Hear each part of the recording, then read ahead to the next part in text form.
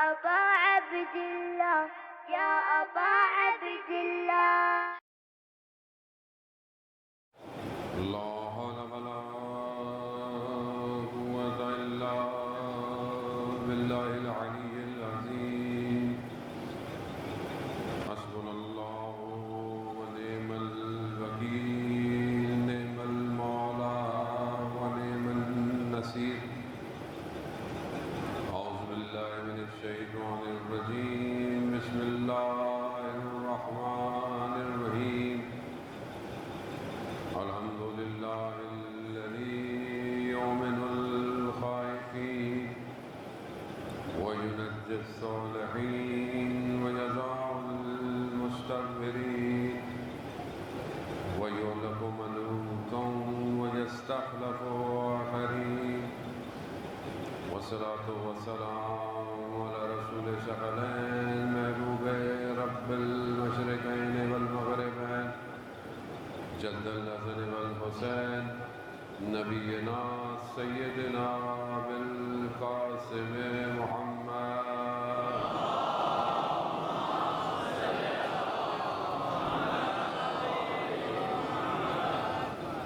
وعلى آله الطيبين الطاهرين المعصومين، لا سيما بقية الله في الأرض وفي أرواحنا لتراب مكة الفداء ولعنة الله على أعدائهم أجمعين. بسم الله الرحمن الرحيم. رب اشرح لي صدري ويسر لي أمري واحلل عقدة من لساني يفقهوا قولي. أما بعد فقد قال الله تبارك وتعالى في كتاب الحكيم والقرآن المجيد وما خلقت الجن والإنس إلا ليعبدون. صلوات بھیجے محمد والا.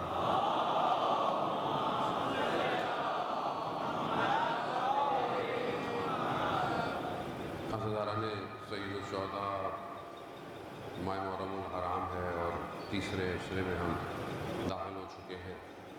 اسی سلسلے میں ہر ایک مجلس اعزا آپ کی خدمت میں. یوں تو کربلا کے بہت سارے درس ہیں اور یہی کربلا کی خوبی ہے کہ یہ اپنے وجود میں اتنے درس رکھتی ہے کہ جسے ہم ہر سال بھی ہر روز بھی حاصل کرتے رہیں پھر بھی کم ہے. جہاں کربلا کی ایک خاصیت انسان کو بیدار کرنا ہے، انسان کو جگانا ہے، اور نہ صرف ایک انسان کو بلکہ قوموں کو بیدار کرنا ہے، وہیں پر کربلا کی جو چیز ہے کہ جس وجہ سے کربلا نے یہ سب کیا ہے وہ کربلا کا جاویداں ہونا ہے. یعنی کربلا ہمیشہ سے ہے اور ہمیشہ اب شروع سے ہے اور آخر تک کربلا کا معاملہ چلتا رہے گا. علماء اکرام اس کے بارے میں بیان کرتے ہیں کہ یہ کون کون سی چیزیں ہیں جس نے کربلا کو جاویداں رکھا ہوا ہے. یعنی کربلا 61 ہجری میں شروع ہوئی اور آج تک کربلا چل رہی ہے. ہر زمانے میں، ہر زبان میں، ہر ملک میں، ہر علاقے، ہر جگہ آپ کے سامنے. آج تو سوشل میڈیا کا دور ہے، آپ دیکھ سکتے ہیں کہ پوری دنیا میں کہاں کہاں عزاداری ہو رہی ہے اور کب سے ہو رہی ہے، اور اسی طرح آگے بھی ہوتی رہے گی. اس کے بہت سارے جو ہیں وہ ریزن ہے جس کی وجہ سے یہ کربلا جاویداں ہے. اس کے اندر خود کربلا کا جو ٹکراؤ ہے کربلا میں دو نظاموں کا، اس نے اس کو جاویداں رکھا ہوا ہے. یعنی کربلا صرف ایک حادثہ، واقعہ، تاریخی بات نہیں ہے. کربلا میں ایک نظام دوسرے نظام سے ٹکرا رہا ہے، اور اس ٹکرانے کی وجہ سے جیسے آپ پہاڑوں کی وادیوں میں جائیں اور آپ زور سے ایک آواز نکالیں تو وہ آواز ٹکرائے گی کہاں پہ؟ پہاڑوں سے. پھر آپ کو واپس آواز سنائی دے گی. اسے کیا کہتے ہیں؟ باز گشت. تو یہ جو دو ٹکراؤ ہیں نا کربلا میں، اس کی باز گشت ہے جو آج تک سنائی دے رہی ہے. یہ اس کی باز گشت ہے. یعنی کربلا ایسا نہیں ہے کہ بس مولا پہنچ گئے کربلا میں ایسا ہو گیا، نہیں، نظام سے ٹکرا. یہ کون سا نظام ہے؟ ایک نظام الہی ہے، ایک نظام طاغوت ہے، طاغوت کا نظام. یہاں وہ ہے جو انبیاء کا وارث ہے، انبیاء کا وارث ہے. تبھی تو کربلا جاویداں ہے. آپ زیارت میں نہیں پڑھتے السلام علیکہ یا وارث آدم صفت اللہ، میرا سلام ہو جو حضرت آدم کا وارث ہے، میرا سلام ہو جو حضرت نوح کے وارث ہیں. یعنی اس کا مطلب یعنی کربلا وہاں سے شروع ہوئی ہے، یہ ان کا وارث آیا ہوا ہے، وہ معاملہ ہے. اب ادھر کون ہے؟ اس طرف کون ہے؟ اس طرف وہ ہے جو فرعون کا وارث ہے. گھبرا گئے آپ لوگ. اب فرعون پہ FIR کٹوائیں، اب ہم کیا کر سکتے ہیں بھائی؟ اب فرعون پہ کٹوائیں FIR تو پھر قرآن آپ کے ہی اپنے گلے میں آ جائے گا. کیا کریں گے آپ؟ بات یہ کہ فرعون، نمرود، شداد، حامان، یہ سب قرآن کیا کہہ رہا ہے؟ قرآن کیوں ہے؟ قرآن کو اس لیے تو کہتے ہیں کہ پڑھیں بھی صحیح اور سمجھیں بھی صحیح. قرآن کو قرآن عبرت کے واقعے بیان کر رہا ہے. اب یہ جو ٹکراؤ ہے تو یہاں کون ہے؟ آخر ایسا کیا ہوا 50 سالوں میں؟ رسول کو دنیا سے گئے ہوئے کتنے تھے؟ 50 سال. یا رسول اللہ 50 سال بعد ممبر پر، کہ جو ہم تو مانتے ہی نہیں ممبر ہے، ممبر پر تو وہی بیٹھتا ہے جو اہل ممبر ہو، ورنہ باقی تو لکڑی کے تختوں میں تھے. یہ تو امام نے خود فرمایا تھا. تو ایسا کیا ہوا کہ ایسا شخص آ گیا 50 سال بعد؟ 50 سال کو زیادہ نہیں ہے. اتنی محنت کی رسول خدا نے، پھر اصحاب رسول نے اتنی محنت کی اسلام کو پھیلانے کے لیے، جنگیں، قربانیاں، کتنا سب کچھ کرنے کے بعد پھر کوئی ایسا شخص آ گیا. اس کا مطلب ہے کہ دوسرا نظام بھی بہت محنت کرتا ہے. دوسرا نظام، عزیزان محترم، کراچی میں پڑھتے ہوئے پبلک اگر سو رہی ہو نا، بڑا افسوس ہوتا ہے. صلوات بھیجتے محمد والے.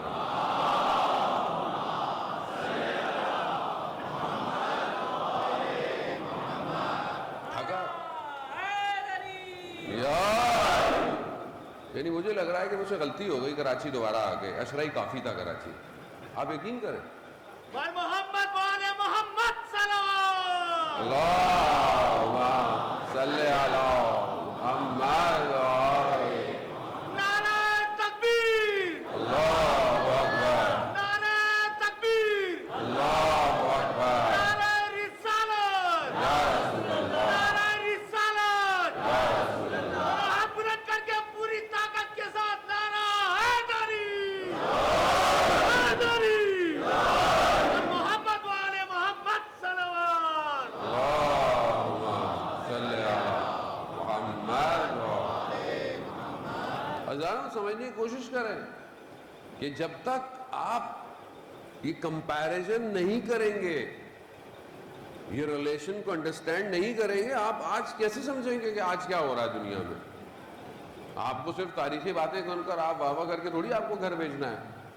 آپ اور ہمیں تیار ہونا ہے کہ وہ جو ایک امام کربلا آیا تھا 61 ہجری میں، اس کے لیے جب کروڑوں نکل سکتے ہیں، اور وہ جو ابھی امام ہے وہ آئے گا تو کتنے بار نکلیں گے؟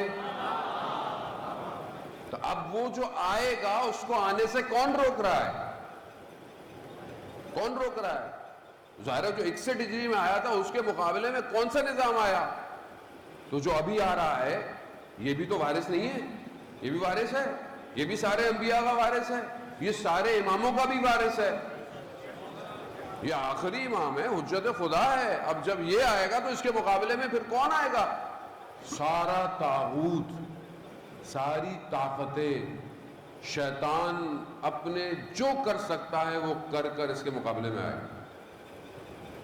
اور آپ کے سامنے وہ اپنی پوری تیاری کر رہا ہے، اور اپنی پوری تیاری کر چکا ہے.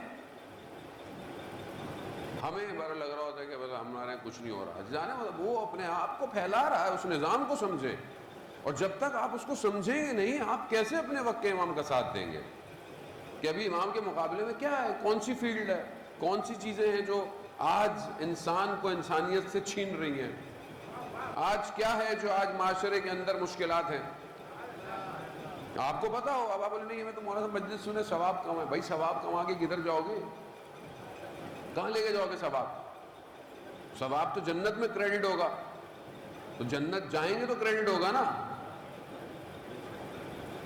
اب پھر گھبرا گئے آپ لوگ، بھائی جنت جائیں گے آپ لوگ، پریشان نہ ہو، لیکن جنت جانے سے پہلے کچھ کرنا بھی تو ہے یا نہیں کرنا۔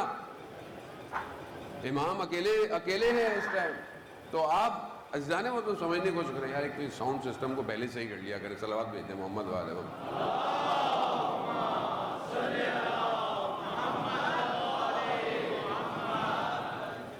خوب آپ سمجھنے کی کوشش کریں کہ وہ جو سسٹم سامنے آ رہا ہے وہ کیا کر رہا ہے، آج ہمارے معاشرے میں کیا کریں۔ تھوڑے سی چیزیں آپ کے اذان علی میں منتقل کرنی ہے اور آپ سے التماس دعا۔ اذان محترم، امام کے مقابلے میں فرعون بھی ہے، شداد بھی ہے، نمرود بھی ہے، حامان بھی ہے۔ اب یہ کیا تھے؟ فرعون کیا تھا؟ فرعون قرآن کہتا ہے ٹکڑوں میں بانٹتا تھا، قبیلوں میں بانٹتا تھا۔ فرعون کیا تھا؟ مردوں کو ذبح کرتا تھا، عورتوں کو زندہ رکھتا تھا۔ فرعون کیا تھا؟ فرعون یہ سارے کام کرتا تھا، غلام بناتا تھا، یہ فرعون ہے۔ قارون کیا ہے؟ خزانے، دولت، اکنامکس، اقتصاد، خزانے اتنے تھے کہ اونٹوں کے اوپر صرف چابیاں جاتی تھی۔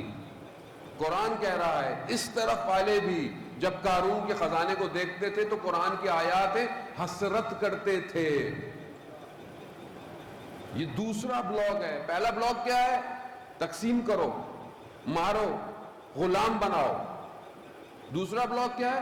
دنیا کی اکانومی کو اپنے ہاتھ میں لو۔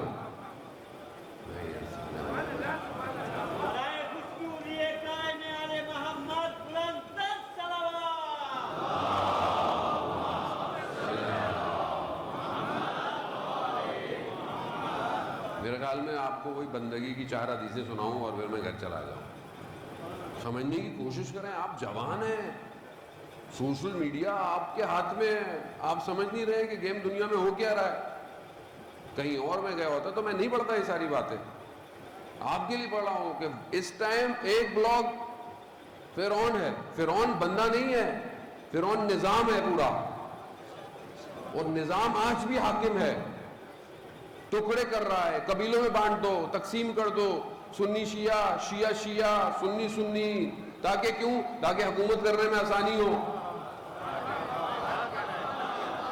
یہ فرعون ہے۔ آج جو بھی شخص، چاہے وہ سنی ہو، چاہے وہ شیعہ ہو، چاہے وہ شیعہ مولانا ہو، چاہے وہ سنی مولانا ہو، کوئی بھی ہو، جو اختلاف کی بات کرے سمجھ لے فرعونیت کے نظام کا نمائندہ ہے۔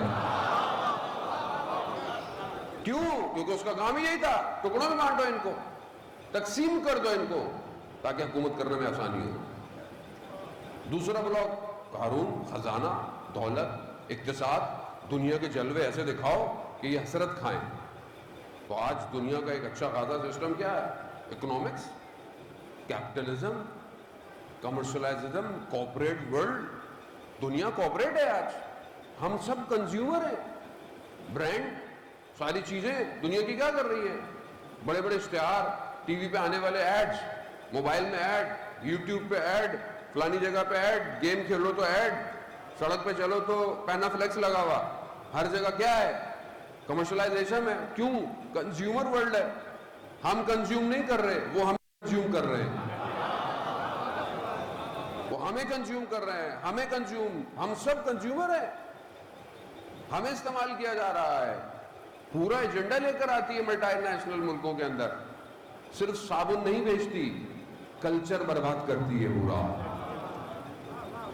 ایڈ ایسے بناتی ہے، تیل بھی بیچتی ہے تو ایسے بیچیں گے پتہ نہیں چلے گا کیا بک رہا ہے۔ اس کو روکنا پڑے گا۔ جانے مطلب ہم امام کو کیسے بلائیں گے؟ آپ کے اپنے لوگ بیٹھے ہوئے میڈیا میں، آپ کے اپنے لوگ ہیں سارے، ڈرامہ لکھنے سے لے کر ڈرامے کیسے لکھے جا رہے ہیں، نامحرم کے تعلقات۔ میرے پاس ٹائم نہیں ہے ورنہ میں آپ کو ڈراموں کے نام بھی بتا دیتا۔ اب وہ سوچئے گا میں ڈرامے دیکھتا ہوں، ٹیم کام کرتی ہے، اس کا کام ہی یہ ہے کہ مجھے نکال کے چیزیں دیتی ہے.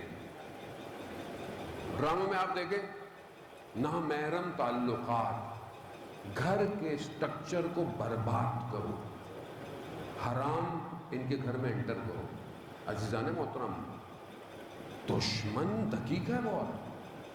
دشمن کو پتا ہے کہ یہ کون سے گھر ہیں جو امام کو پکارتے ہیں، ان کو برباد کرو. جب ان کا گھر برباد ہو جائے، جب گھر میں حرام کام شروع ہو جائیں، یہ کہاں امام کو بلائیں گے؟ وہ کون تھے جو امام کے مقابلے میں کھڑے ہوئے تھے مگر امام کو جانتے نہیں تھے؟ جانتے تھے. وجہ کیا تھی؟ شکم حرام سے بھرا ہوا تھا. آج برباد کر دو قوموں کو ان ڈراموں کے ذریعے سے. یہ سب کیا ہے آج آپ کے سامنے؟ ہر چیز کیا ہو رہی ہے؟ یہ نظام ہے پورا جو کام کر رہا ہے. آپ کو لگتا ہے کہ ایسے چل رہا ہے، ایسا نہیں ہے. یہ رائٹر پیڈ ہوتا ہے، لکھنے والے کو باقاعدہ کہا جاتا ہے کہ یہ لکھو. وہ لکھ رہا ہے، وہ سمجھ رہا ہے میرا بڑا ڈرامہ چل رہا ہے. کیوں؟ کیونکہ ملٹی نیشنل سپانسر کر رہی ہے. وہ تو آئی سی جھنڈے پر ہے اس کو سپانسر کرنے کے لیے. آپ سمجھ نہیں رہے کہ ہو کیا رہا ہے ہمارے ساتھ. جب آپ اس حالت میں دشمن کے میدان میں ساتھ چلیں گے اس کے، تو آپ امام کو کہاں دعوت دیں گے؟ اکنامکس اقتصاد کے ذریعے سے فلانی جگہ. میرے پاس وقت اتنا ہے بھی نہیں، نہ ہو سکتا ہے آدمی. جانے اس کو سمجھنے کی کوشش کریں. دشمن سامنے نہیں آئے گا آپ کا دروازہ کھٹکھٹا کر کے میں آپ کا دشمن ہوں، یہ زہر کھا لیں. آپ بولیں گے اس سے پہلے یہ بولے اس کو مار دو.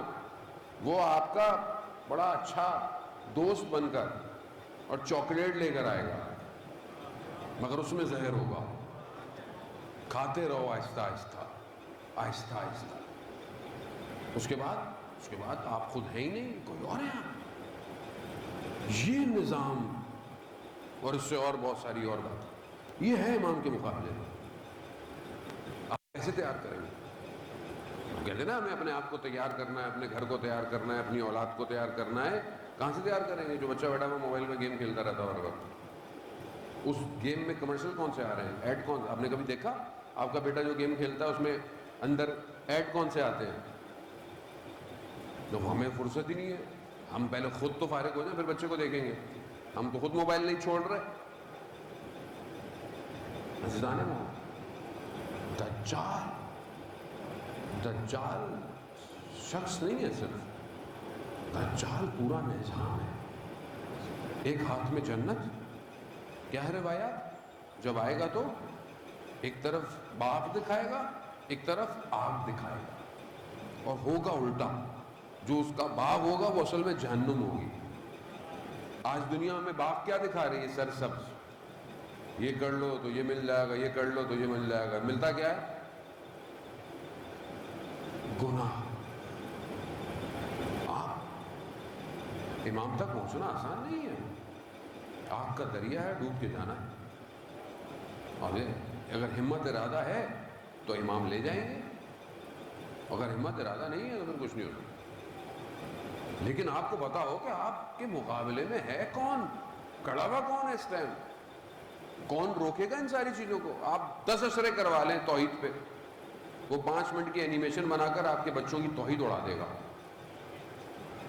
اس کا خدا ودا سب ختم ہو جائے گا.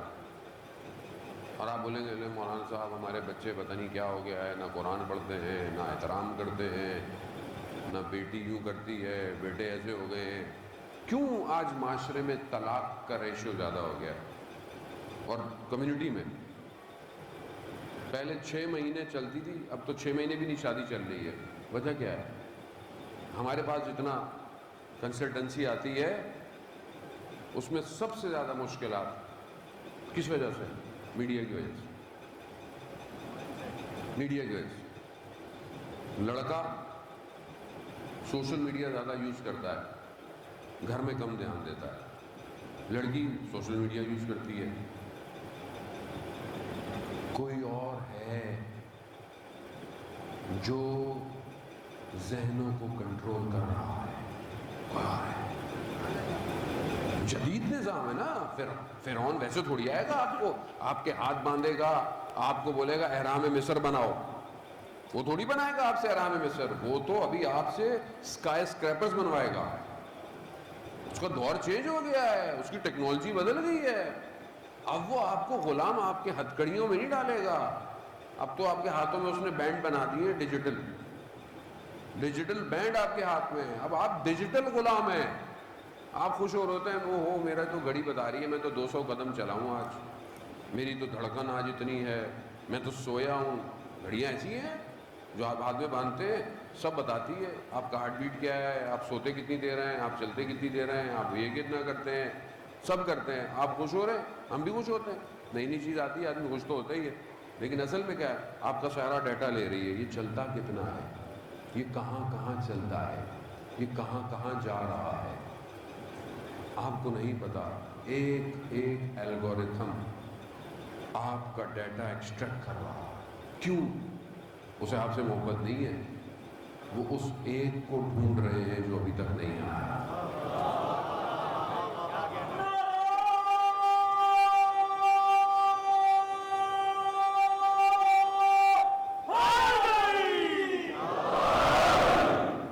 اس ایک کو ڈھونڈ رہے ہیں.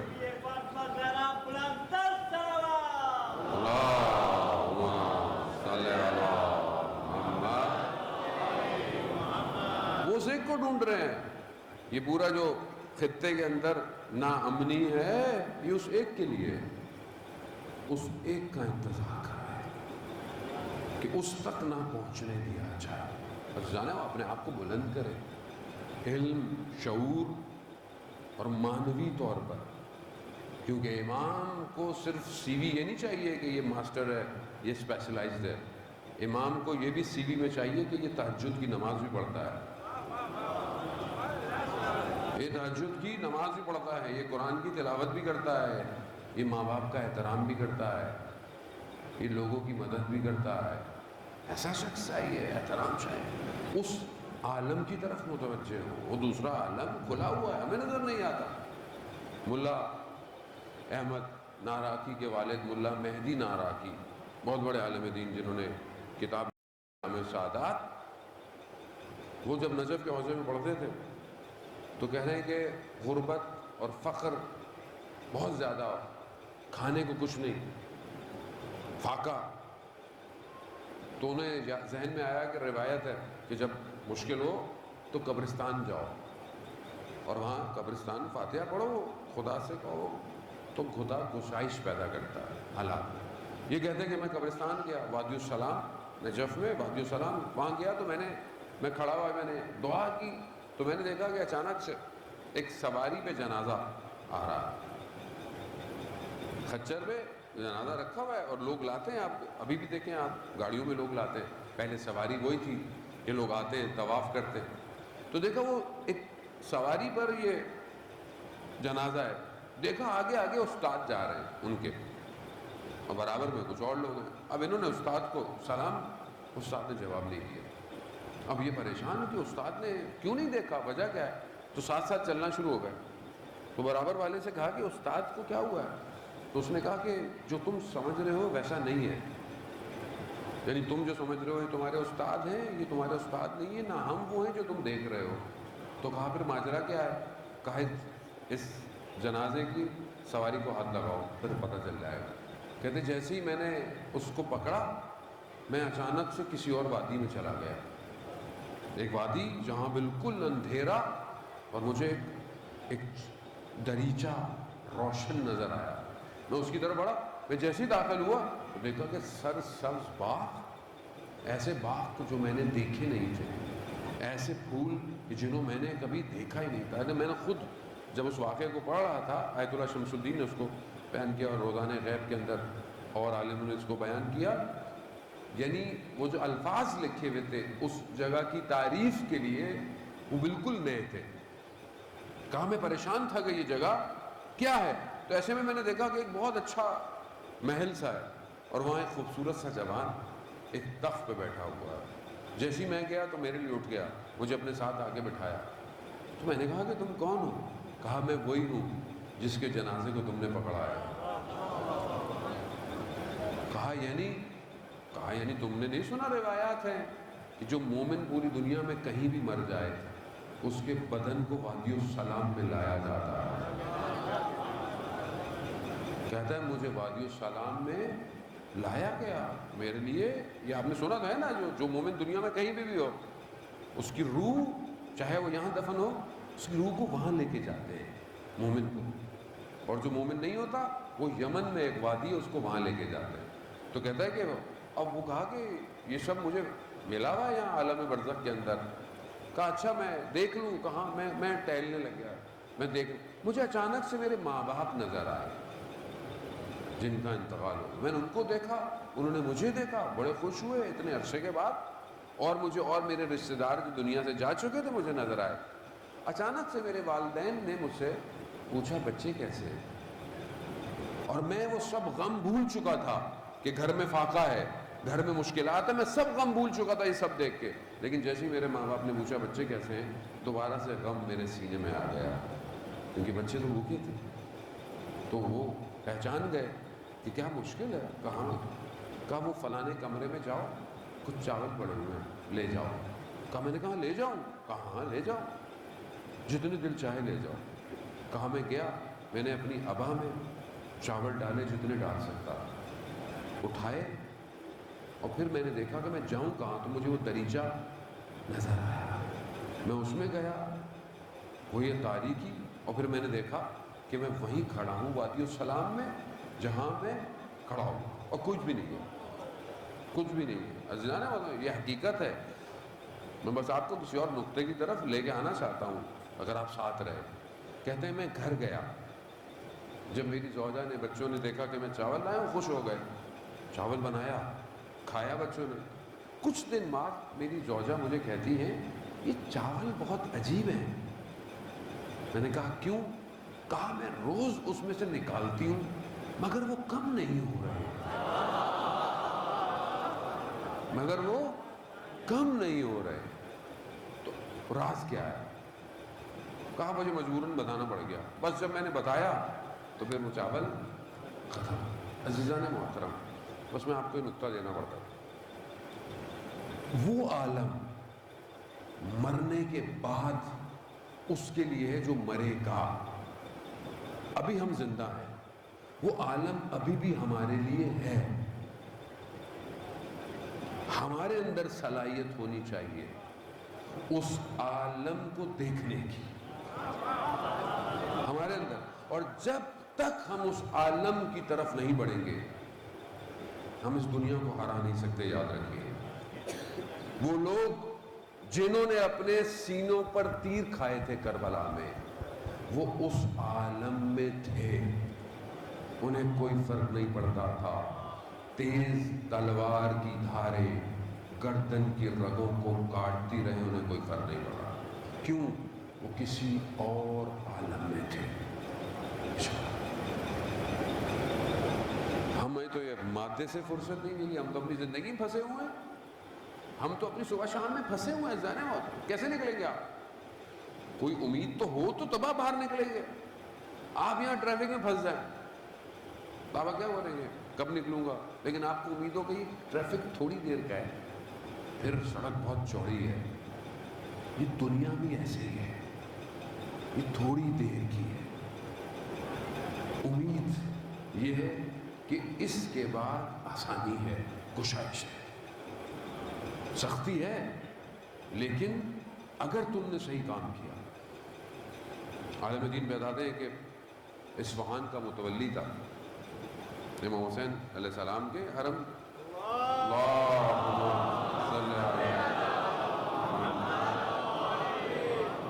امام حسین کے حرم میں کچھ کام ہو رہا ہوگا یا کچھ کام تھا, کنسٹرکشن بھی کیا تھا. اس سے پوچھا گیا کہ کتنا ہدیہ دو, کیا تھا؟ تاجر تھا. اس نے بلینک چیک دیا, اس نے دے دیا جو دل چاہے اس پہ. اس نے جو اس کا بھی تو جو بھی تھا اس کا, اس نے بولا کہ کچھ تو لکھیں. کہا نہیں, جو جتنا خرچہ ہے جو بھی ہے لکھیں. وہ عالم دین کہتے ہیں کہ میں نے خواب میں دیکھا کہ روز قیامت ہے اور لوگ لائن میں لگے ہوئے ہیں جنت جانے کے لیے. ملائکہ کے ہاتھ میں لوگوں کی فائلیں کھڑی ہیں. وہ امام کو دیتے ہیں، امام سائن کرتے ہیں، لوگ اندر جاتے ہیں۔ کہا اس شخص کی باری آئی، امام کو فائل دی گئی، امام نے بغیر دیکھے سائن کر دیا۔ ملائر نے کہا کہ دیکھ تو لیتے، کہا کہ جو ہمارے لیے نہیں دیکھتا، جو ہمارے لیے نہیں دیکھتا تو ہم سمجھ نہیں رہے کہ ہم کر کس کے لیے رہے۔ اب یہاں لوگ بہت سارے سوال اٹھائیں گے، مولانا صاحب یہ کیا آپ نے پڑھ دیا، اس کا مطلب ہے ہمارا جو بھی عمل ہو، یہ تو آپ لوگوں کو کہہ رہے ہیں کہ کچھ بھی کرتے رہو۔ کیسے کچھ کرے گا؟ جو امام کے لیے اپنا مال دے رہا ہو اس کا مال پاک ہی ہوگا نا۔ جو امام کے لیے اپنا وقت دے رہا ہے چاہے تھوڑا ہی صحیح، اس کا وقت پاک ہوگا۔ جو امام کے لیے ایک قدم اٹھا رہا ہے، اور ہم کیوں کنجوس ہو رہے ہیں؟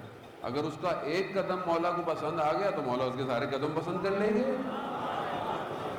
آپ اسے آنے تو دیں، آپ اسے موٹیویٹ تو کریں، تم کچھ تو دو، کچھ کرو، تم اپنے پیسوں سے کچھ بھی کراؤ، نیاز کرا لو، کچھ کر لو، کچھ تو کرو، تم کرو تو صحیح، پھر دیکھو تمہارا امام تمہیں کیسے پکڑتا ہے۔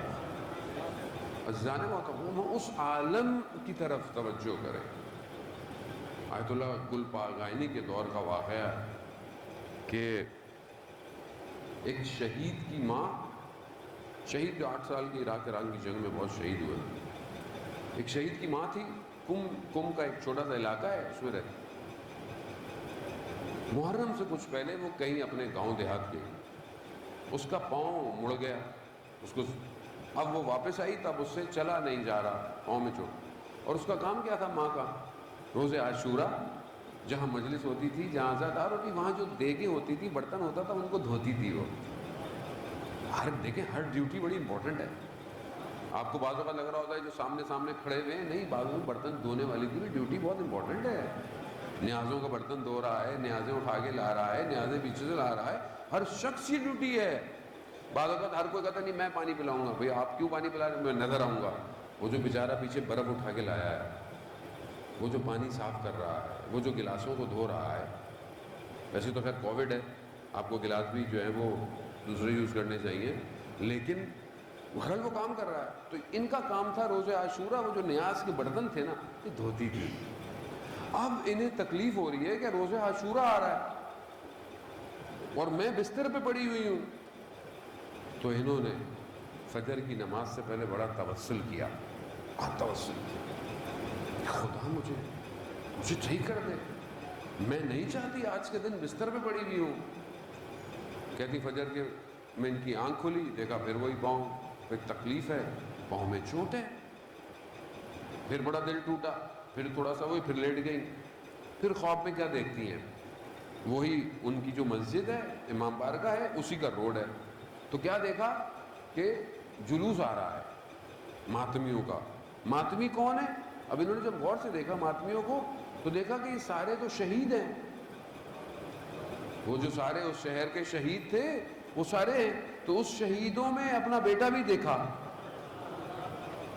بیٹا ایک سبز قبا لیے آئے مسجد پہنچے، زیارت پڑھی، زیارت کے بعد اس نے کہا کہ مجھے 1 منٹ میں اپنی ماں کو دیکھ لوں ذرا۔ ماں کے پاس آیا، دیکھا ماں کیا ہوا؟ کہا کچھ نہیں، کہا پاؤں میں درد ہے۔ ماں مسئلہ نہیں ماں، یہ کپڑا باندھ، میں ابھی حرم امام حسین سے آ رہا ہوں ماں، یہ مجھے امام نے دیا ہے، میں آپ کو باندھتا ہوں، آپ ٹھیک ہو جائیں گی۔ کہا جیسے ہی ماں کی آنکھ کھلی، وہ کپڑا ٹانگ میں بندھا ہوا تھا۔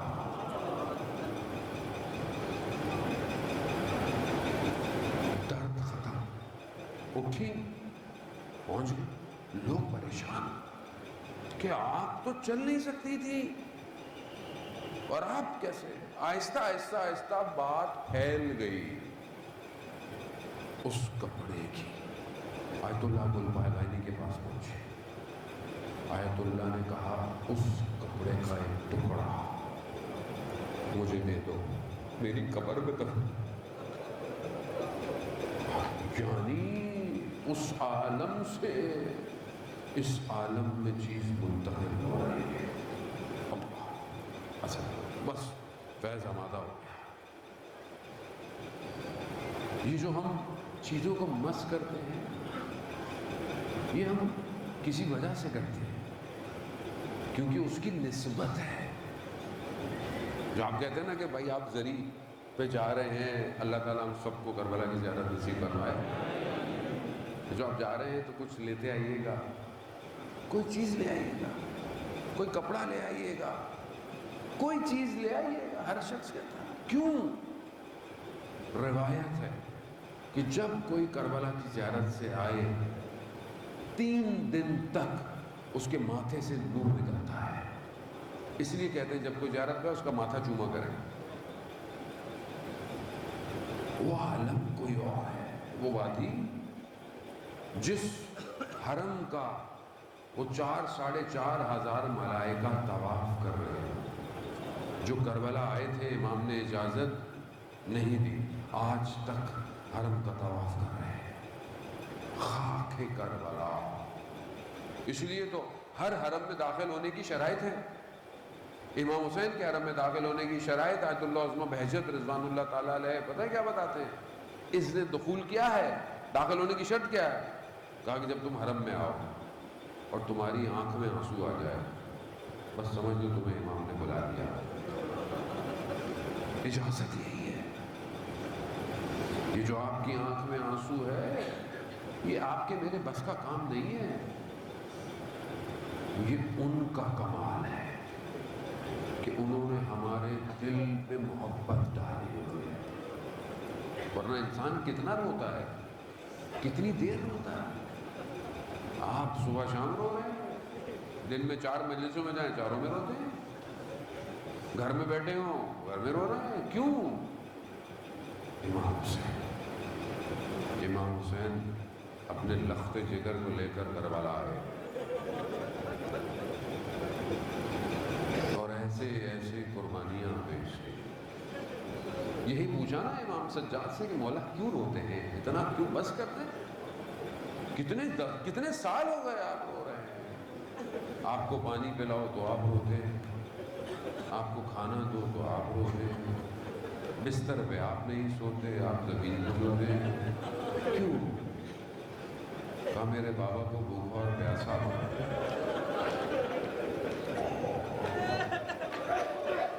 جب بھی امام دیکھتے تھے کوئی جانور قربان ہو رہا ہے مولا پوچھتے تھے اس کو پانی پلایا ہے؟ کیوں نہ روئے سجاد، کیوں نہ روئے کہ جس کے سامنے 18 یوسف قربان ہو گئے. ہاں وہ مصیبت آسان نہیں ہے. آج مرزوق بہرحال پتہ نہیں، میں بھی مشکل میں گرفتار ہوں. ہر آدمی گرفتار ہے، ہر آدمی مشکل میں. اور مشکلات بھی الگ الگ ہوتی ہیں، کہیں صحت کی ہے، کہیں مال کی ہے، کہیں روح کی ہے. بہرحال میں نے سنا ہے علماء سے بڑے بڑے کہ جب بھی وہ کسی مشکل میں پھنستے تھے نا وہ کربلا کے سب سے چھوٹے شہید سے متوسل تھے. بہرحال میں بھی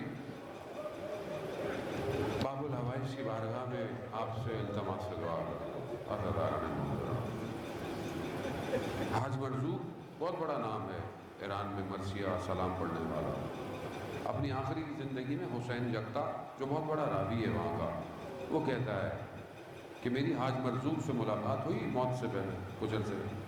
تو کہا مجھے بتایا کہ اس نے کہ میں کچھ دن پہلے بیمار تھا، بخار تھا مجھے، شدید بخار میں گلا خشک ہوتا ہے. کہا میری 3 بیٹیاں تھیں، ایک راضیہ تھی، ایک مرضیہ، ایک فاطمہ. تو جیسے ہی مجھے پیاس محسوس ہوئی نا تو میں نے کہا بیٹی راضیہ، تو میں نے دیکھا ایک با حجاب خاتون داخل ہوئی. میں نے کہا مرضیہ، وہ خاتون آگے بڑھ لی. میں نے کہا فاطمہ، تو اس خاتون نے کہا ہم آ تو گئے ہیں حاج مرزوق. میں نے کہا بی بی میری جرت نہیں کہ میں آپ سے کچھ کہوں، یعنی اس مقام پہ انسان ہوتا ہے کہ اہل بیت کو زندہ دیکھ رہا ہے، ایسے وقت. کہا بی بی میری مجال نہیں، میری جرت نہیں. کہا حاج مرزوق کیا ہوا؟ مرثیہ خواں تھا نا، مصائب پڑھتا تھا. کہا حاج مرزوق ساری زندگی تو تم نے ہماری نوکری کی ہے، اب اگر ہم تمہارے پاس آئے ہیں تو پانی چاہیے؟ کہاں جی بیبی پانی چاہیے۔ کہا بی بی نے مجھے پانی کا گلاس دیا، میں نے بچپن سے میری عادت تھی جیسے ہی میں پانی پکڑتا تھا میں کہتا تھا السلام علیکم یا ابا۔ کہا جیسے ہی میں نے یہ کہا نا بی بی نے گریا شروع کر دیا۔ خدا آپ کو اجر دے، خدا آپ کو اجر دے، فیض آمادہ ہے، فضل و الہی جو ہے وہ تیار ہے۔ بی بی نے کہا آج مرزوق مصائب نہیں پڑھو گے ہمارے لیے؟ کہا بی بی ضرور پڑھتا، مگر میری طبیعت کی وجہ سے ڈاکٹروں نے مجھے منع کیا ہوا ہے، لیکن آپ کے لیے پڑھوں گا۔ بی بی کس کے مصائب پڑھوں؟ اللہ، اب ہر مصیبت اپنی جگہ بڑی ہے، لیکن آج مرزوق کہتا ہے مجھے بی بی نے کہا آج مرزوق علی اصغر کے مصائب پڑھو۔ باب العوائز، آئیے باب العوائز کی بارگاہ میں اپنی ساری حاجتوں کو آج لے کے جائیے۔ یہ حاجتوں کا دروازہ، یہ سب سے چھوٹا شہید یہ باب العوائز ہے۔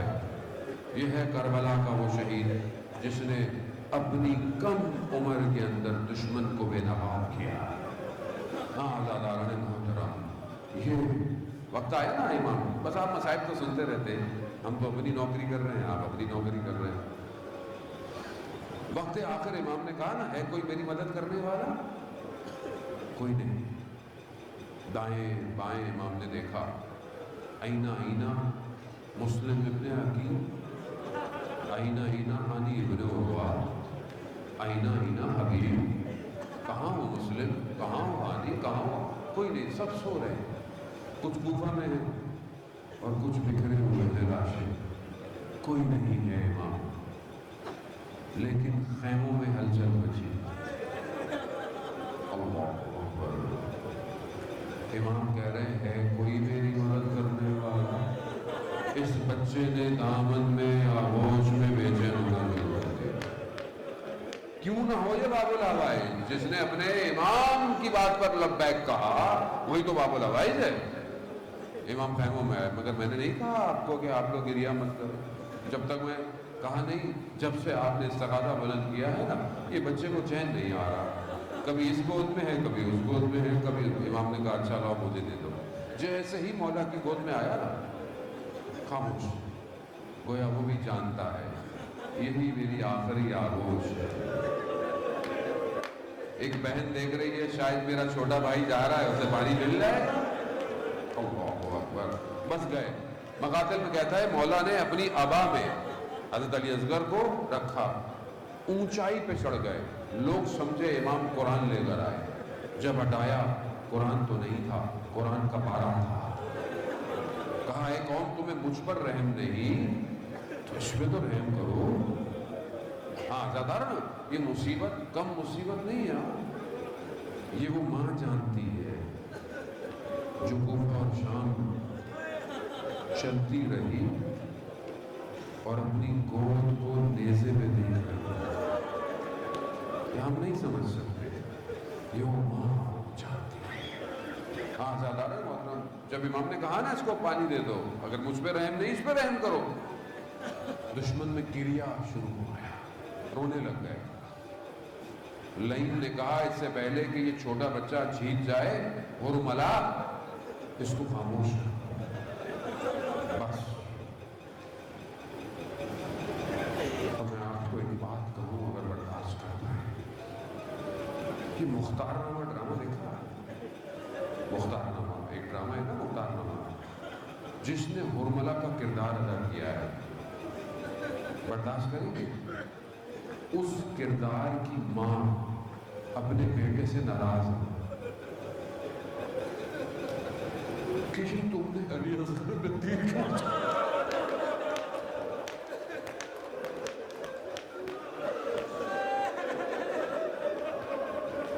وہ ناراض ہے تم نے یہ کردار کیوں کیا؟ دادار وہ تیر چلا، اللہ اکبر، مطلب کے جملے ہیں، زبا نہیں ہوئے، نہر ہوا جیسے اونٹ کے لگتا ہے نا. علی اصغر اپنے بابا کے ہاتھوں میں پلٹ گئے.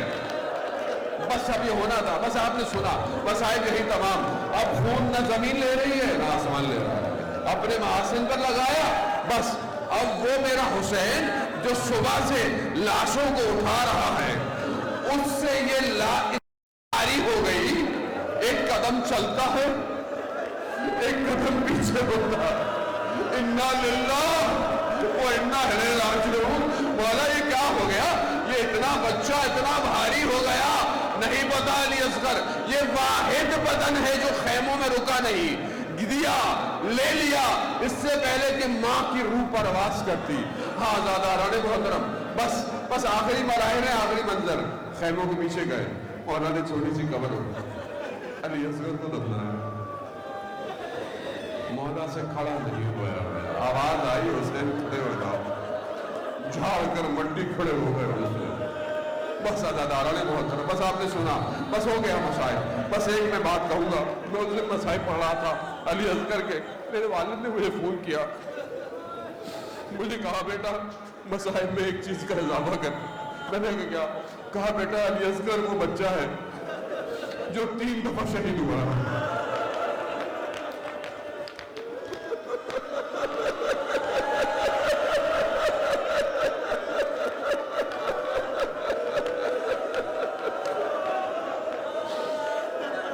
میں نے کہا بابا کیسے؟ کہا ایک تیر لگا. کہا روزے عاشور گزرنے کے بعد جب انہوں نے سر گننا شروع کیے تو انہیں کم لگا, انہوں نے نیزے چلائے. کہا ایک نیزے میں آیا یہ دوسرا. کہا پھر انہوں نے تلوار سے اس ننھی سی گردن کو.